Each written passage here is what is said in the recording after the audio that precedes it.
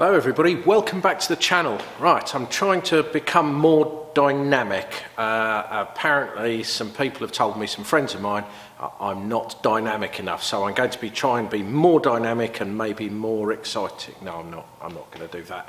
I'm not going to do that at all because I want to be informative and dull, should we say, so that's what I'm aiming at. So what are we looking at today on the Scirocco rear brakes, because we are still on the rear brakes. But we've had some success. So last time out we managed to get the 280mm discs with the S3 calipers to fit underneath the 16-inch wheels, which is what's going to be on the car. So what do we need to do next? What do we need to worry about? Well, I suspect we need to get some brake fluid to these, and I suspect we need a handbrake.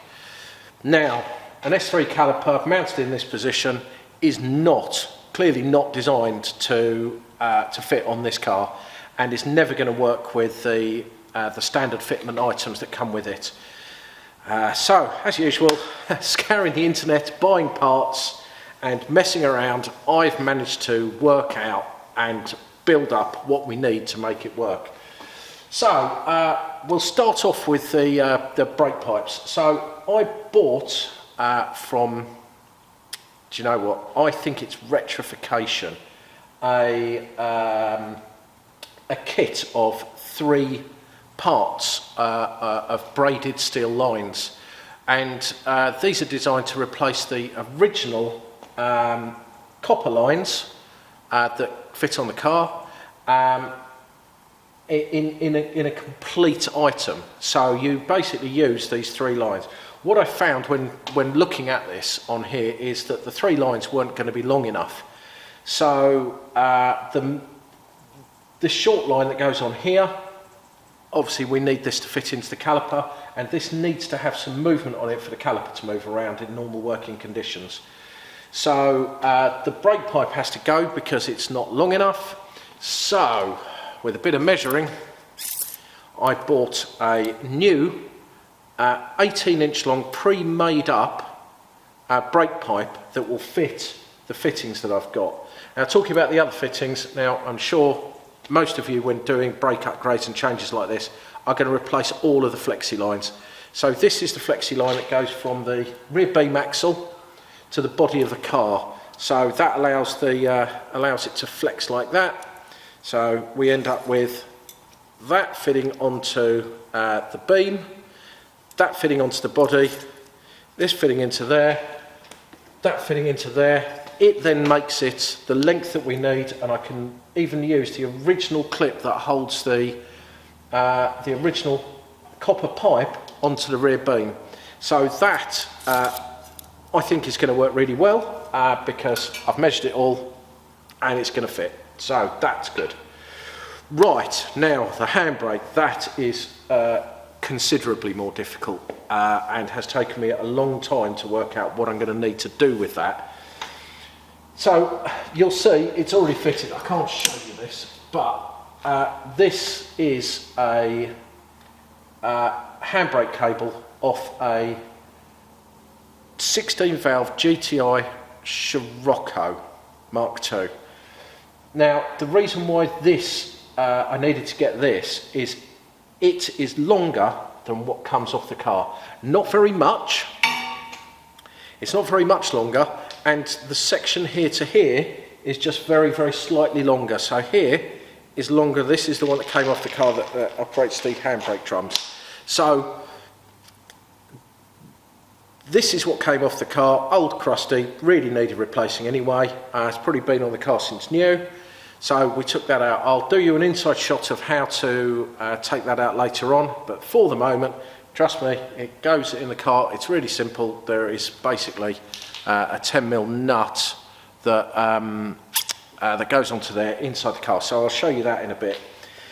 But how do I make it work? How do I put it all together? So fortunately, the people that cut off the rear brake calipers for me left me with the stubs of the old handbrake caliper for the S3. Now, what I needed from this was I needed 2 bits. Hang on, 1 bit's on the floor. So I needed the this part of it, this metal sleeving here, and the clip, because that's what holds it onto the caliper mechanism. Now from there it's trying to work out what we need to do with it to make it all work. So we scrap that bit because we don't need it. What we need is we need this part here, the middle part, and what I'm going to do is I'm going to drill out and remove the old cable and drill all the way through this this current cable, as the bush as it is, so that I can fit through the new end part that goes through, because obviously I can't take the new cable apart, so I need to fit all of this through this bushing, because that bushing needs to go down onto here, onto that cable. So there's another element to this as well, because it needs to be, because this length here is too long to operate the caliper, so I need to space this cable back over.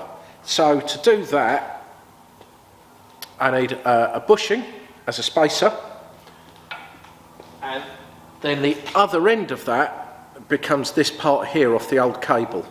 So I need to remove this, get this cable out, take the old cable out, chop this apart, fit my spacer onto there, fit the other end of my fitting onto there. This is going to make no sense at all at the moment, to make the cable length and all of the runs correct. So basically I'm going to make it out of bits of three handbrake cables, and then a new handbrake cable. Anyway, I'm going to make it out of all of the bits, and after we finish that, we should have a working handbrake mechanism that will give us exactly what we need. So one spacer, 2 bits of bushing, and we've got a winner. So let's get on with it.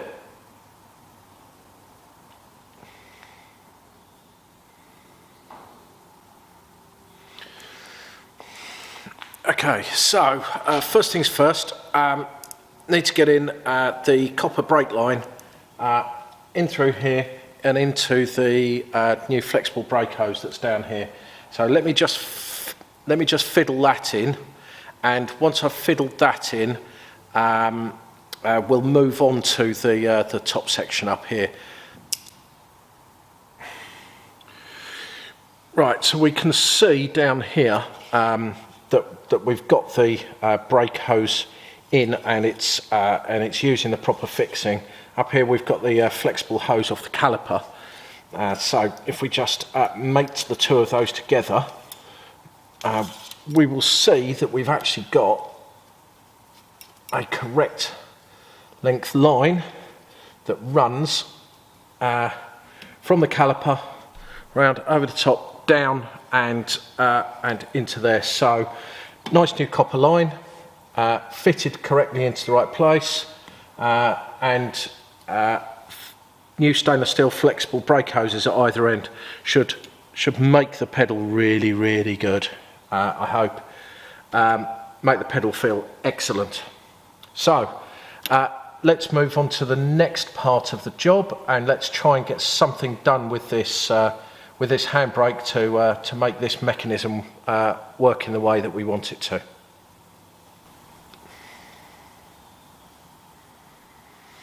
Right, okay, so as I said, we need to chop out this section because this is part of what we need to make up the spacer, and the other element we need is the out of here. So we also need to remove that, drill through this and get rid of this end off here.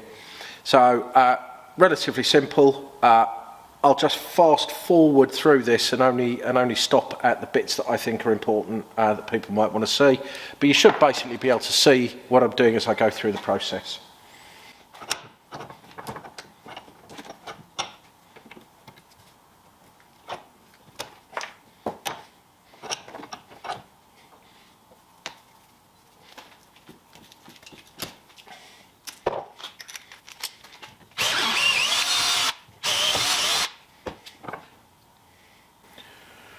Right, that one's nice and easy, as you can see, and I've drilled all the way through it with a 9.5mm drill bit. Now what's interesting is the other one that I did was aluminium, whereas this one's plastic, so that's a bit weird. Maybe this has had a replacement at some point in its life. Right, on to stripping down this to get this end.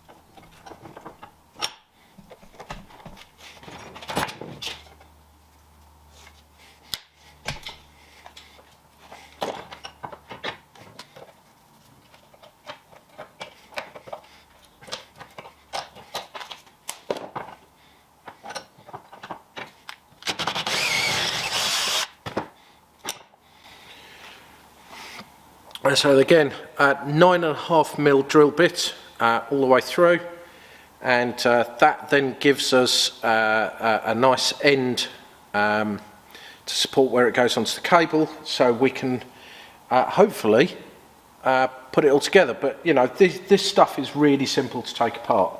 It's not difficult. A pair of side cutters and a drill, so not too difficult at all.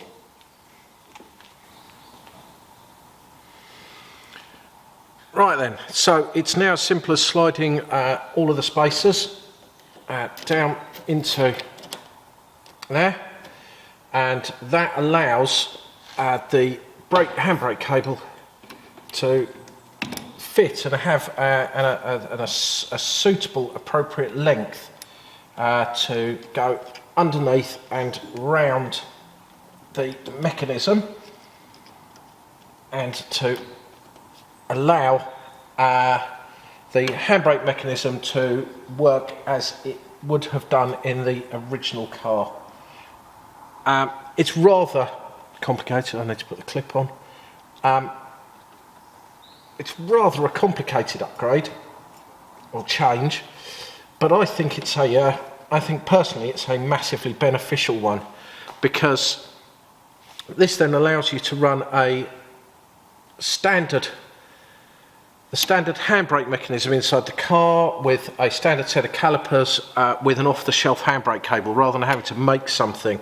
And all it is it's about making a spacer that's basically about that long to get all of the lengths right. Ain't relatively simple at the end of the day, but it takes a little bit of thought and putting everything together to hopefully try and get the right answer for us. So I'll bleed the brakes. There's no need for me to go through the process of bleeding the brakes. I'm sure everybody knows how to do it. This is going to be a little bit awkward. I'll show you why. Because of where the bleed nipple is now. So you can imagine that that now the handbrake mechanism is coming across that way. The flexible hose is coming over there. But I'm running these calipers on the wrong side of the car, so that means the bleed nipple's actually down here. So what I'm going to have to do is I'm going to have to swing up the calipers so that the bleed nipple's at the top, and then bleed the brakes, swing them back down again, put them back on the car. Not ideal, but it will do the job. You can see all of the nice spacers, everything is centralised, everything is going to work. These are going to be mega when I drive this up the road. So hopefully next video what we might be able to do is get this driven up the road and see what it's like. So I'll be able to let you know what all the brakes are like. So thanks very much again for watching.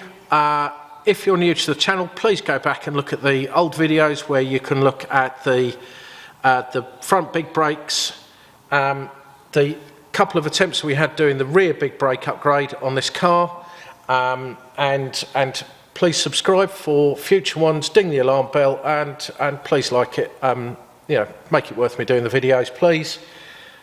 Thanks very much, and see you again next week. Thank you. Bye-bye.